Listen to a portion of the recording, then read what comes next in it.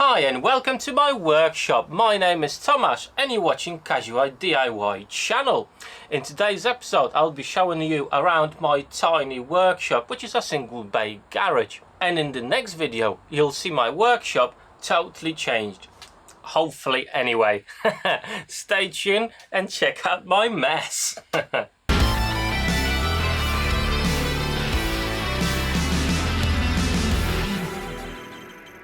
So right behind me you can see the doors to my garage, and just a quick look around on the space I've actually got.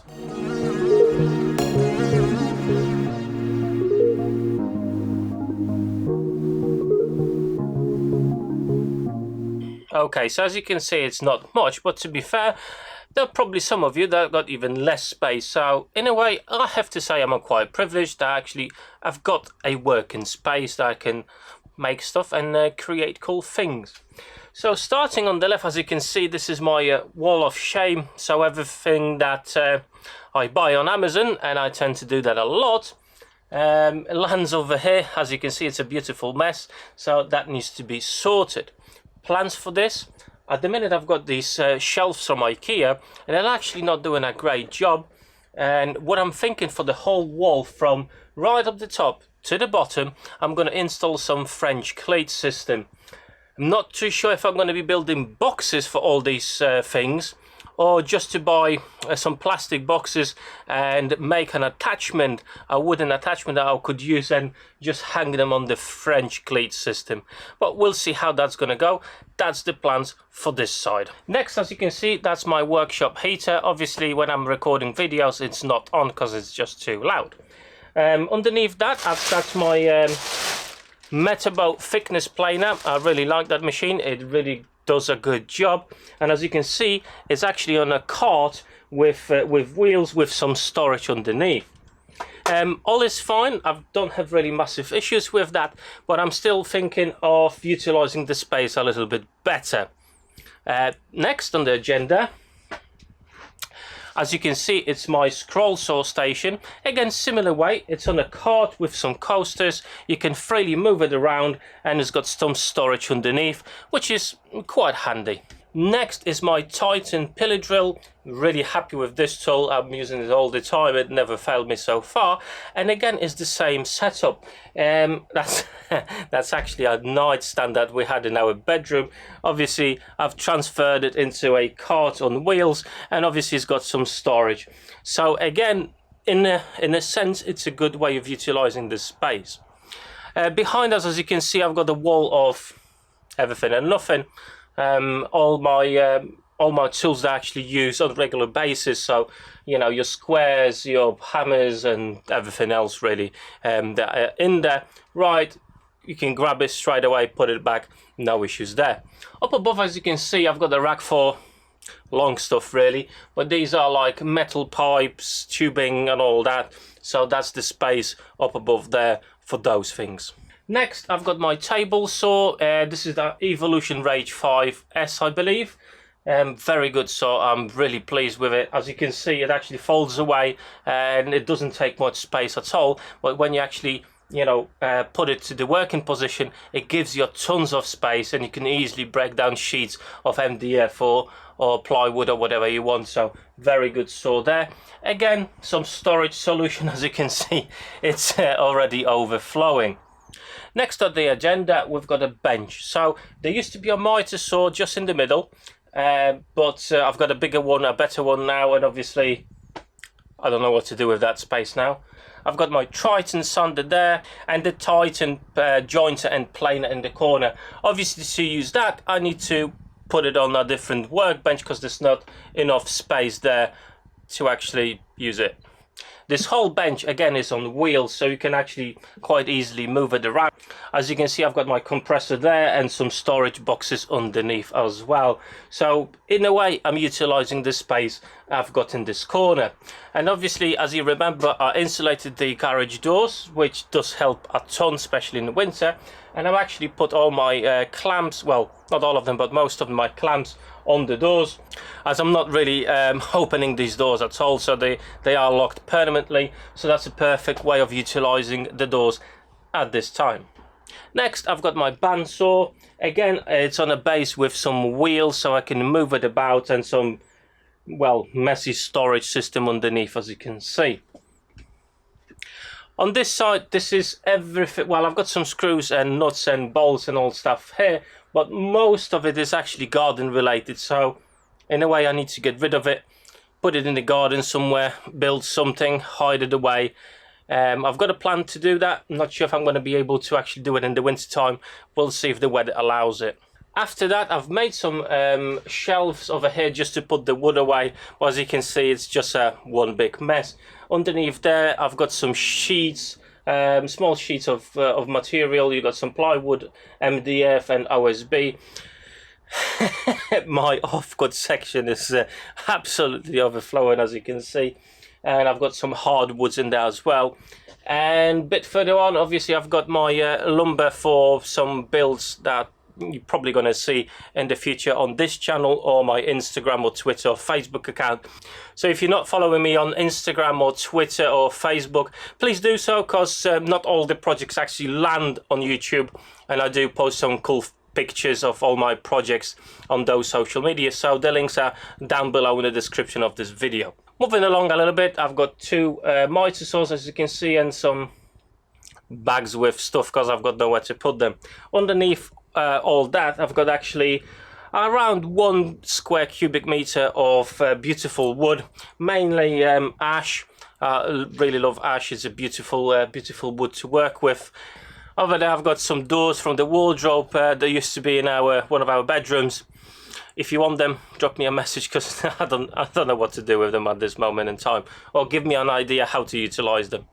Over here, I've got 2 of our push bikes, which they really need to go as well, because they're just taking space. And up above, not sure how to call it. Is it a garage attic? As you can probably see on the video, it's pretty rammed as well. Mainly with boxes after a telly, other tools, and just everything that I, think I'm going to use, but probably never will. So this is my garage at the minute.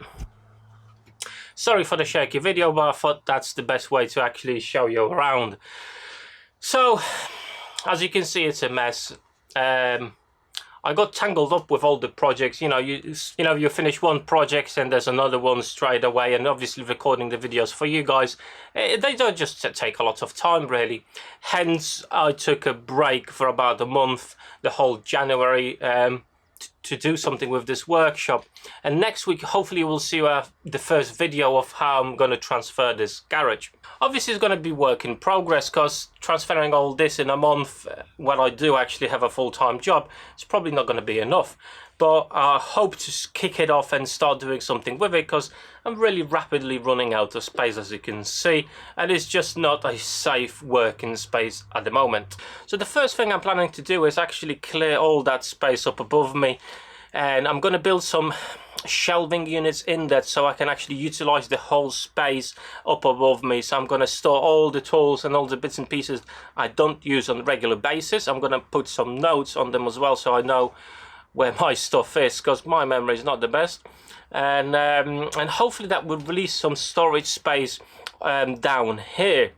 But I've seen a lot of videos, a lot of makers and DIYers. They've built these absolutely fantastic workbenches, all-in-one solutions. Trouble is with those, they actually take a lot of footprint, which I don't really have. So I don't believe a large workbench for a small workshop, even if it is a multi-tool station, is not really the best thing. So what I really need to utilize is the space from the floor right up to the lights. So I'm thinking of doing mobile benches like they are now, but actually overbuilding them, so I'm using the whole 3D size of this garage. So I'm not, for example, as you can see, that's my pillar drill. I've got still tons of space over here.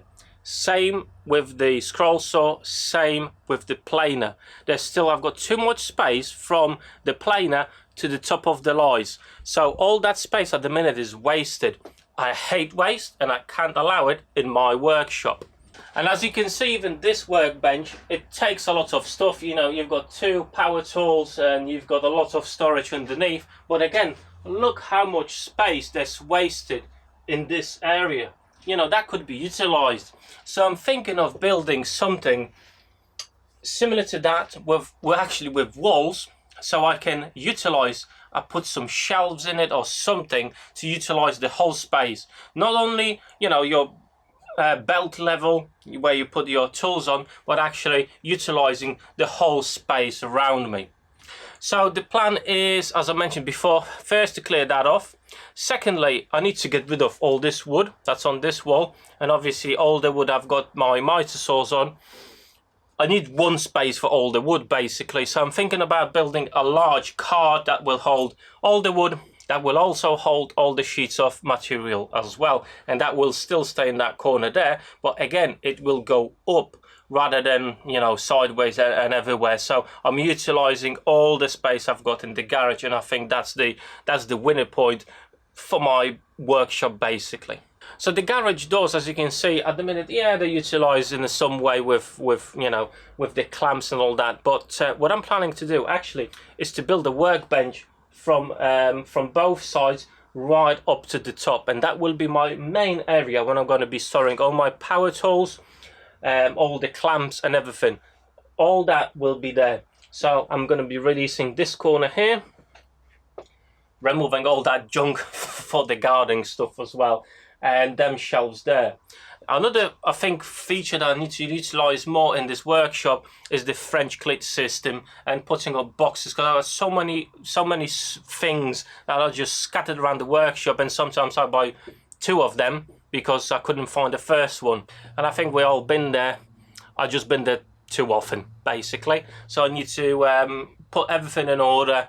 And this wall and that wall, I think they're all going to be French clit systems with some storage boxes, everything, you know, with a label saying exactly what it is, so you can find it straight away, not waste hours upon hours on searching for things. So in that perspective, hopefully this wall will be released from all this lumber, and this wall in a way as well, I'm probably going to be able to put something, maybe a small workbench there.